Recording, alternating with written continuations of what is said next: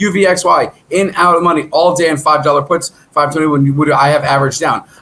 Would I have averaged down? Yeah. So I'm assuming you didn't get into this position today, that you held your puts from overnight. So you held it from overnight. The same time I gave the alert to buy puts at 545. If you needed to average down, that was the perfect time. So anybody on my spreadsheet, if I point something out and I'm in like NNOX stock, right? NNOX, right? So I'm in the stock, it gets beaten down, and I point out that there's a huge volume spike. You can look at my spreadsheet on the app that we created. So it's on the app. You constantly have access to my spreadsheet, and you can be like, okay, well, he's in, his average is $28. The stock is $22 right now. Is it a buy? Yes, it's a buy. If I got in it and my average is 28 and something's 22 and I'm holding it, I think it's going up. If I'm in it and it's $8 and I bought in at 10, yes, it's probably a good buy. So in and out, would I have averaged down? Yes, I would have averaged down. I bought puts. I showed off my puts on Webull platform. I showed off my puts on Twitter. My puts are up like 30 and 40%. And again, I didn't even buy in at the peak. I bought in a little early, and then I averaged down. When I told you guys it was peaking at 545,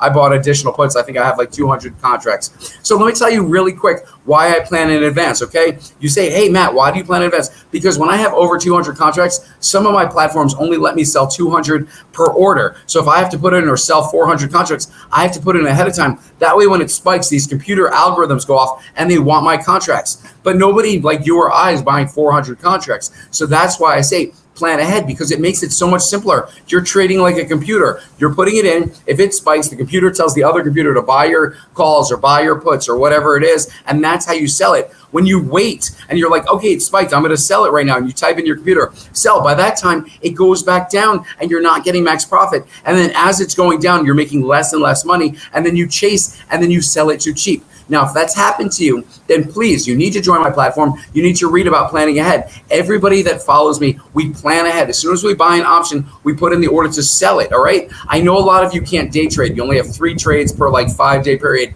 We don't do that. So you're like, oh, this guy's talking about trades in and out. No, my trades are overnight trades. I know what your restrictions are, and I trade according to your restrictions so I can show you how to do it. My small account challenge, I started with $2,250. It went down to $1,500. I exited out of Robinhood with $6,000. I moved it to a different platform. Guess where I'm at? $22,000. Yes, $2,000 to $22,000, 5 weeks. I'll let you guys know how it turns out. I want $100,000 in the next month. So I'm going to take $2,000, turn it to $100,000. Next question.